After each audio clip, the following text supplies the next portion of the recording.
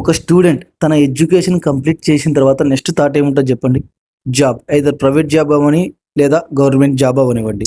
Student life అనేది complete అయిన తర్వాత ఒక వ్యక్తి తన గ్రామాన్ని వదిలి సిటీకి వచ్చేసి సిటీలో కోచింగ్ సెంటర్ జాయిన్ అయ్యి అక్కడ ఫినాన్షియల్ స్టేటస్ చక్కగా లేక ఫుడ్ హాస్టల్స్లో చక్కగా లేక టీ తాగాలంటే ఆలోచించే పరిస్థితి, టిఫిన్ తినాలన్నా ఆలోచించే పరిస్థితి. అలాంటి సిచ్యువేషన్ నుంచి ఆ మధ్యలో ఎవరో ఒక టింగర్నాకుడికి పరిచయం అయితే వాడికి చదువు అంటే ఇంట్రెస్ట్ లేక వాడిని కూడా మోటివేట్ చేసి ఒరే బాబు మనం వచ్చింది చదువుకోవడానికి రా, ఎగరడానికి కాదు అని చెప్పేసి అలాంటి సిచ్యువేషన్లో మనం సాఫీగా చదువుకుంటాం రా బాబు, ఈ ఇయర్ అయినా సరే జాబ్ కొట్టేస్తాం కంపల్సరీ, గ్రూప్కి క్వాలిఫై లేకపోతే అనుకునే సిచ్యువేషన్లో ఒక అమ్మాయి పరిచయం అయ్యి ఆ అమ్మాయి పరిచయం వల్ల మన ఎడ్యుకేషన్ అంతా ఇంత డెవలప్ అయ్యి రిలాక్సేషన్ వచ్చింది అనుకునే లోపే ఆ అమ్మాయికి జాబ్ వచ్చేస్తుంది.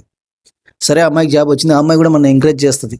Okay, next first attempt try చేస్తే అక్కడ జాబ్ రాక మళ్ళీ 1 ఇయర్ ఆగి నెక్స్ట్ సెకండ్ అటెంప్ట్ ట్రై చేస్తే అప్పుడు జాబ్ రాక ఇంకా ఏం చేయాలో దిక్కు వచ్చిన పరిస్థితుల్లో ఇంటికి ఫోన్ చేయలేక వాళ్ళని డబ్బులు అడగలేక ఒక పక్క కోచింగ్ సెంటర్లో కోచింగ్ తీసుకుంటూ ఇంకో పక్క పార్ట్ టైం జాబ్ చేసుకుంటూ నైట్ టైం మేలుకొని స్టడీ చేస్తూ ఆ అమ్మాయి గురించి ఆలోచనలు వస్తున్నా డైవర్ట్ చేసుకొని కష్టపడి చదివి లాస్ట్కి థర్డ్ అటెంప్ట్ ట్రై చేస్తే అక్కడ ఉంటుంది సీను.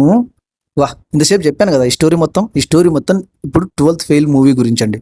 మీరు చూడండి, సూపర్గా చాలా ఎంగేజింగ్గా పర్ఫెక్ట్ స్టూడెంట్ లైఫ్గా ఎలా ఉంటుందో అలా తీశారు ఈ మూవీని. యాక్చువల్లీ ఇది రియల్ ఇన్సిడెంట్ని బేస్ చేసుకుని తీయడం జరిగింది.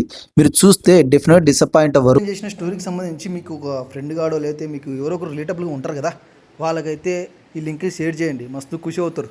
So that's it guys. నేను ఇచ్చిన ఇన్ఫర్మేషన్ నిజంగానే మీకు నచ్చినట్లయితే do subscribe, please like and share.